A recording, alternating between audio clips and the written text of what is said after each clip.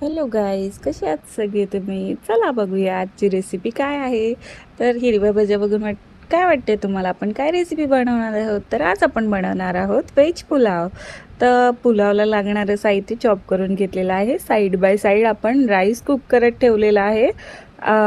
आपल्याला जो राईस घालायचा आहे तो बासमती आहे. तर बासमती तांदूळ कधी घालण्यापूर्वी एक टीप आहे, तो अर्ध्यात किंवा 1 तास पाण्यामध्ये स्वच्छ धुवून साईडला ठेवून द्यायचा आहे.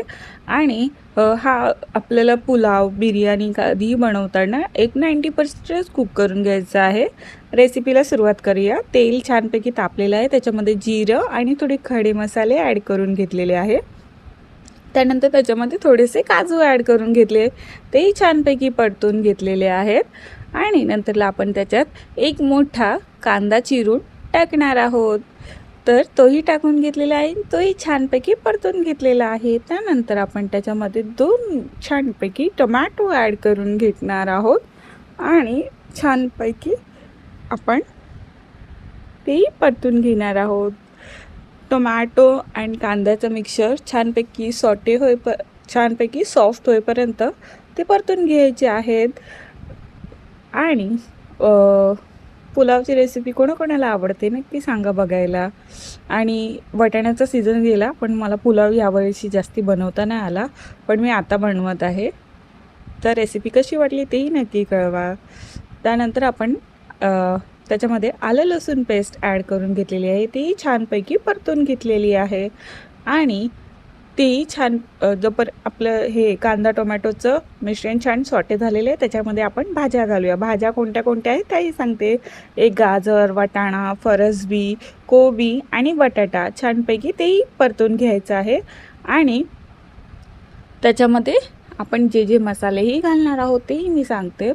एव्हरेस्टचा व्हेज बिर्याणी मसाला थोडीशी बिर्याणीमध्ये ना थोडंसं कधी कधी छान टेस्ट यायला ना थोडीशी कसुरी मेथी ॲड करायची आहे. तर कसुरी मेथी घेतलेली आहे आणि भाज्या शिजायला थोडं सॉल्टही टाकून घेतलेलं आहे. नंतर त्याच्यामध्ये कसुरी मेथी घातली. आता एव्हरेस्टचा बिर्याणी मसाला ॲड करून घेऊया. छानपैकी पूर्ण 1 पाकीट टाकलेलं आहे छोटंवालं आणि छानपैकी आता परतून घ्यायचं आहे.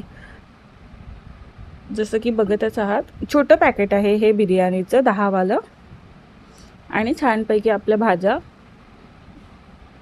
परतून घेतलेल्या आहेत. आपण आता भाज्या शिजण्यासाठी एक ग्लास पाणी ॲड करून घेणार आहोत आणि भाज्या आपल्या तोपर्यंत शिजून घेऊया. आपण भात तर 90% कुक करून घेतलेला आहे, तर आपल्याला व्हेजिटेबल राईस बनवायला टाईम नाही लागणार. जर आपण राईस नसताना कुक केला तर आपल्याला खूप टाईम लागला असता हा राईस बनण्यासाठी. फक्त 10 ते 15 मिनटं भाज्या शिजण्यासाठी आपल्याला लागतील. मोस्टली फक्त आपले वाटाणे शिजायला टाईम लागू शकतो. जसं की बघत आहात, मगाशी आपण राईस कुक करायला ठेवलेला तोही ऑलमोस्ट रेडी आहे आणि आपल्या भाज्याही ऑलमोस्ट रेडी होत आलेल्या आहेत. आता हळूवारपणे आपण एक एक चेक करून घेऊया की आपल्या भाज्या शिजल्या आहेत की नाही. तर जसं की बघत आहात, ऑलमोस्ट आपल्या भाज्याही शिजलेल्या आहेत. त्याच्यामध्ये आता आपण राईस ॲड करून घेऊया. तर राईस छानपैकी आधी ना मी सुटसुटीत करून घेतलेला आणि हळूवारपणे त्याला लेअर टाकत गेले. लेअर टाकून झाल्याच्या नंतर मग त्याला हळूवारपणे मी छानपैकी आपल्या व्हेजिटेबल्स मिश्रणात छानपैकी परतून घेतला आणि 10 ते 15 मिनटं रेस्ट करून ठेवलेला आहे. आपल्याला ही रेसिपी बनवायला जास्त टाईम नाही लागत. एक अर्धा तास लागू शकतो फक्त. जर तुम्ही अगोदरच राईस वगैरे कुक करून ठेवला तर जास्त टाईम नाही लागत. बघा किती राईस सुटसुटीत झालेला आहे. आणि नेक्स्ट रेसिपी कुठली टाकू तेही नक्की कळवा. आपण राईस कुक म्हणजे ऑलमोस्ट झालेला आहे. फक्त 10 मिनटं त्याला दमट ठेवायचे आहे, म्हणून आपण तव्यावर ठेवलेला आहे. कारण का मोस्टली भात जळण्याची शक्यता असते, म्हणून मी तव्यावरती टोप ठेवलेला आहे. अशा प्रकारे आपला व्हेज पुलाव रेडी आहे. तुम्हाला माझी रेसिपी कशी वाटली नक्की कळवा. आणि तुम्हाला माझे व्हिडिओज कुठून दिसत आहे तेही कळवा. आणि तुम्हाला नेक्स्ट रेसिपी कोणती बघायला आवडेल तेही कळवा. आणि प्लीज गाईज, तुम्हाला माझ्या रेसिपीज आवडत असेल तर कमेंट करा. Thank you guys, bye bye.